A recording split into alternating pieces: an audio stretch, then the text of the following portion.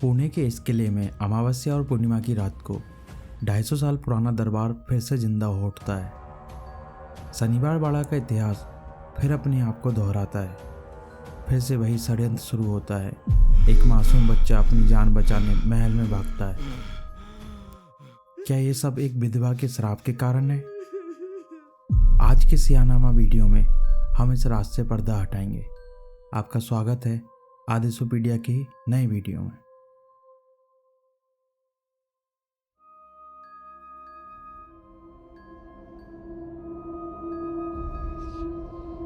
बात है साल 1730 की। मराठा साम्राज्य का डंका पूरे हिंदुस्तान में बज रहा था और इस शक्ति के केंद्र में खड़े थे पेशवा बाजीराव प्रथम, एक ऐसा योद्धा जिसने अपने जीवन में एक भी युद्ध नहीं हारा था। पेशवा बाजीराव ने अपने मुख्यालय को सासवट से पुणे में शिफ्ट करने का फैसला किया। बाजीराव को एक ऐसे महल की तलाश थी जो सिर्फ उनका घर नहीं बल्कि पेशवाई की ताकत का प्रतीक हो। पुणे की मूठा नदी के किनारे उन्होंने एक ऐसी जगह चुनी जिसके पीछे एक हैरान कर देने वाली लोक कथा छुपी है। कहते हैं एक बार बाजीराव यहाँ से गुजर रहे थे। उन्होंने यहाँ एक खरगोश को एक शिकारी कुत्ते का पीछा करते हुए देखा। बाजीराव को लगा ये जगह वीरों की है, जहाँ एक कमजोर भी बहादुरी दिखाता है। 10 जनवरी 1730 को एक शनिवार के दिन इस महल कम किले का निर्माण शुरू हुआ और इसका उद्घाटन भी 2 साल बाद शनिवार के दिन ही 22 जनवरी 1732 को हुआ, जिस वजह से इसका नाम शनिवार बाड़ा पड़ा। शनिवार बाड़ा 16,110 रुपये की लागत से बना। ये महल 7 मंजिला था और इसके 5 प्रवेश द्वार थे, जिसमें दिल्ली दरवाज़ा मुख्य प्रवेश द्वार था जो दिल्ली की ओर उत्तर में था। दिल्ली दरवाज़ा की मजबूती आज भी लोगों को हैरान करती है। आज दिल्ली दरवाज़ा के अलावा पत्थर से बना हिस्सा सही सलामत बचा है। किले के बीचों बीच एक हजारी कारंजे 16 पंखुड़ियों वाले कमल के आकार में बना फव्वारा था। शनिवार बाड़ा बेहद आलीशान और खूबसूरत था, लेकिन बाजीराव को नहीं पता था जिस किले को उन्होंने बहादुरी और सपनों से बनाया था, वहाँ जल्द ही लालच, धोखा और एक ऐसी दहशत कदम रखने वाली थी जो सदियों तक पुणे की नींद उड़ा देगी।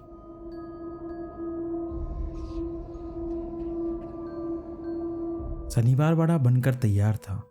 पुणे की शान बुलंद थी, लेकिन कहते हैं ना कि हर चकती हुई चीज के पीछे एक काली परछाई जरूरी होती है। इस किले के लिए वो परछाई थी एक विधवा की बद्दुआ। इतिहास के कुछ पन्नों में जिक्र मिलता है एक ऐसी औरत का जिसके परिवार के साथ अन्याय हुआ था। उसने तड़पकर इस किले की बुनियाद को श्राप दिया था कि ये महल कभी खुशियों से नहीं महकेगा। इसकी दीवारें हमेशा अपनों की खून की प्यासी रहेंगी और एक दिन ये किला राख में मिल जाएगा। लोग इसे सिर्फ एक कहानी मानते हैं, लेकिन शनिवार बाड़ा का इतिहास गवाही देता है कि यहाँ लगने वाली आग कभी कुदरती नहीं थी। हर बार जब ये किला अपनी शान पर पहुँचता, कोई अनजानी आग इसे जलाकर राख कर देती, मानो वो श्राप हर सदी में अपना हिसाब मांग रहा हो। लेकिन ये श्राप तो सिर्फ एक शुरुआत थी। असली दहशत तो तब शुरू हुई जब पेशवाई की गद्दी पर बैठा एक मासूम बच्चा और महल की दीवारों ने देखा सत्ता का सबसे घिनौना चेहरा।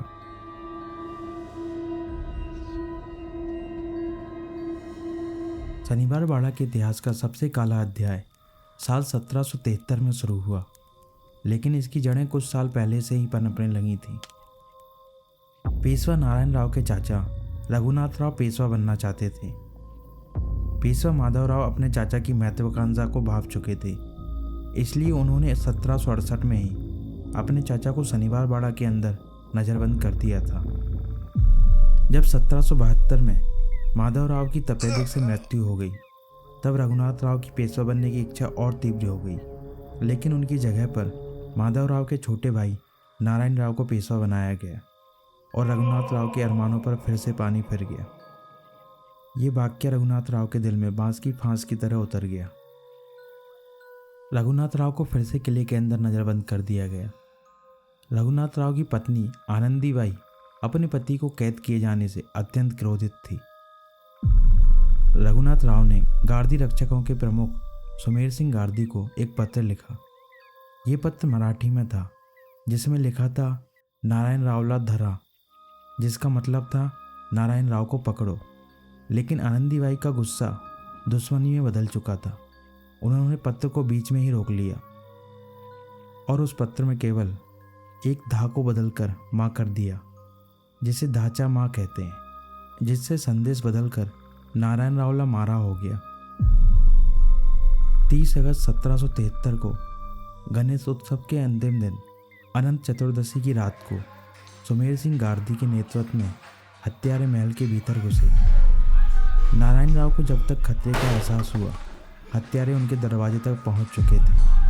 वो मासूम पेशवा अपनी जान बचाने के लिए किले के कॉरिडोर्स में नंगे पैर भागने लगा। पीछे मौत थी और आगे सिर्फ एक उम्मीद, उनके चाचा रघुनाथ राव। वो दौड़े सीधा अपने चाचा के कमरे की तरफ। उन्हें लगा उनके काका उन्हें बचा लेंगे। हत्यारों ने उन्हें घेर लिया था। नारायण राव ने अपने चाचा की टांगों को पकड़ लिया और तड़प कर चिल्लाए, काका माला बचवा। पर रघुनाथ राव खामोश रहे।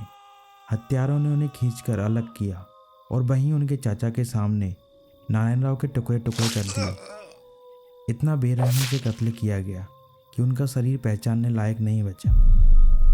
सबूतों को मिटाने के लिए हत्यारों ने नारायण राव के अंगों को मिट्टी के बर्तनों में भरा और रात के अंधेरे में महल के पिछले दरवाजे, जामुल दरवाजे से लेकर नदी के किनारे उनके शरीर को जला दिया।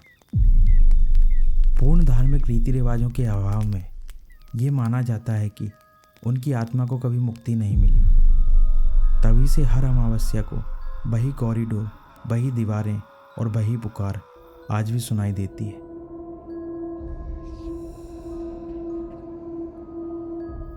नारायण राव के कत्ले ने पूरे मराठा दरबार को हिलाकर रख दिया था। महान मंत्री नाना फडणवीस और 12 मंत्रियों की 12 भाई काउंसिल ने यह ठान लिया था कि कातिल चाहे कितना ही बड़ा क्यों ना हो, उसे सजा मिलकर रहेगी। रघुनाथ राव को पेशवा के पद से हटा दिया गया, लेकिन उनकी गद्दी की भूख अभी खत्म नहीं हुई थी। जब अपनों ने दरवाजे बंद कर दिए तो रघुनाथ राव ने दुश्मन का हाथ थामा। साल 1775 में वो पुणे से भागकर अंग्रेजों के पास पहुंचे। एक सूरत की संधि हुई। सत्ता पाने के लिए रघुनाथ राव ने मराठा साम्राज्य के कुछ हिस्से अंग्रेजों को बेच दिए। यह सिर्फ एक समझौता नहीं था, ये भारत की गुलामी की बुनियाद थी। रघुनाथ राव की इस गद्दारी ने फर्स्ट एंग्लो मराठा वॉर की आग सुलगा दी। दशकों तक अपनों और गैरों की ये लड़ाई चलती रही। शनिवार वाला जो कभी जीत का प्रतीक था, अब साजिशों का अड्डा बन चुका था। आखिरकार साल 1818 में बैटल ऑफ खड़की के बाद पेशवा बाजीराव द्वितीय को किले से भागना पड़ा। शनिवार बाड़ा से मराठा फ्लैग उतार दिया गया और अंग्रेज़ों का झंडा लहरा दिया गया। इस किले का इस्तेमाल अंग्रेज़ों ने जेल, अस्पताल, पुलिस स्टेशन और मेंटल असाइलम के रूप में किया। अंग्रेज़ों ने ये सब मराठा साम्राज्य को अपमानित करने के लिए किया। मानो वो विधवा का श्राप सच हो रहा था। जिस किले को पेशवाओं की शान बनना था, वहाँ अब अंग्रेजी बूटों की आहट गूंज रही थी। लेकिन कहानी यहाँ खत्म नहीं होती, क्योंकि जिस किले को अंग्रेज जीत चुके थे, उसने अभी अपना सबसे भयानक रूप दिखाना बाकी था।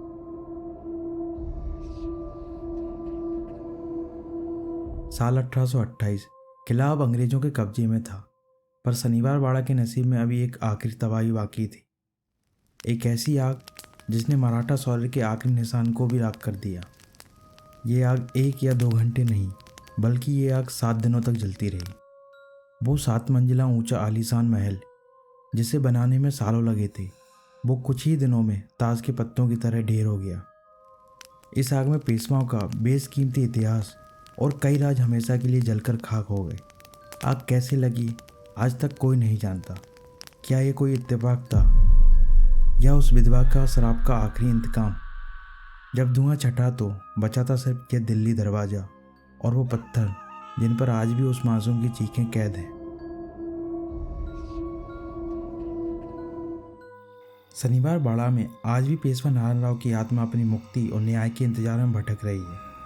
कई लोगों का दावा है उन्होंने किसी परछाई को यहाँ भटकते देखा है। कुछ पर्यटकों ने और यहाँ तक कि सिक्योरिटी गार्ड्स ने भी ये बताया है कि रात में शनिवार बाड़ा में पायलों की आवाज़ आती है। कई बार घोड़ों की टाप को भी स्पष्ट रूप से सुना है। साल 2014 का एक रियल इंसिडेंट है। दो दोस्त रात के तकरीबन 1 से 1:30 बजे शनिवार बाड़ा के पास मूठा नदी के किनारे घूम रहे थे। उन दोनों के साथ एक डॉग था। ये पूर्णिमा की रात की बात है। दोनों दोस्तों ने शनिवार बाड़ा के अंदर जाने का सोचा। ये कैसे भी शनिवार बाड़ा के गलियारे में पहुंच गए। यहाँ पहुंचकर इन दोनों ने जो अनुभव किया उसके बारे में ये आज भी सोचकर डर जाते हैं।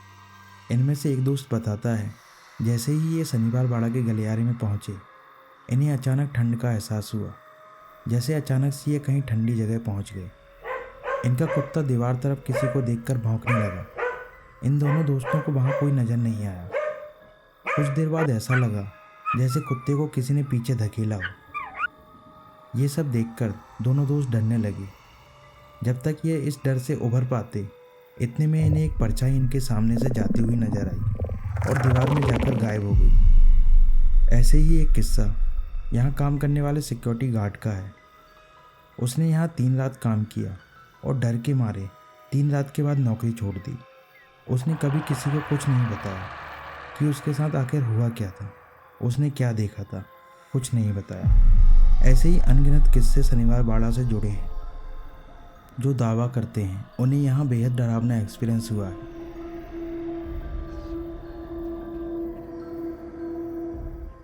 शनिवार बाड़ा की सच्चाई क्या है? क्या वहाँ सच में आत्माएं मौजूद हैं जो समय समय पर अपनी मौजूदगी दर्ज कराती हैं? क्या ये सिर्फ लोगों का भ्रम है? शनिवार बाड़ा की इन घटनाओं को आधुनिक विज्ञान अलग दृष्टिकोण से देखता है। कुछ शोधकर्ताओं का मानना है कि किले के खंडर और सक्रिय मार्ग इस प्रकार की एक्वेस्टिक इकोज उत्पन्न करते हैं कि हवा का झोंका भी मानव चीख जैसा प्रतीत हो सकता है।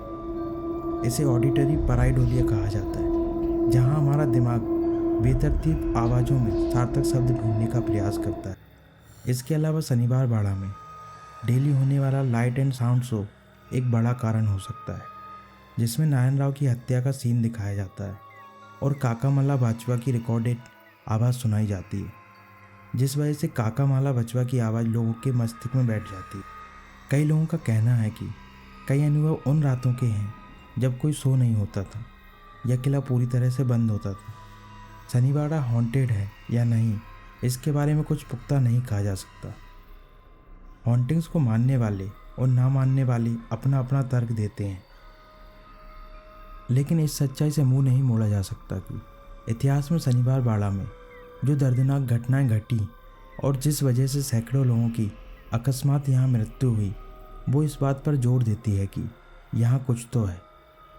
लेकिन एक बात यह भी है, यदि आपको किसी जगह के बारे में कई किस्से सुनाए जाएं और आप उस जगह पर जाओ, तो वो सारे किस्से हमारे दिमाग में चलने लगते हैं और हम उन किस्सों को अनुभव करने लगते हैं।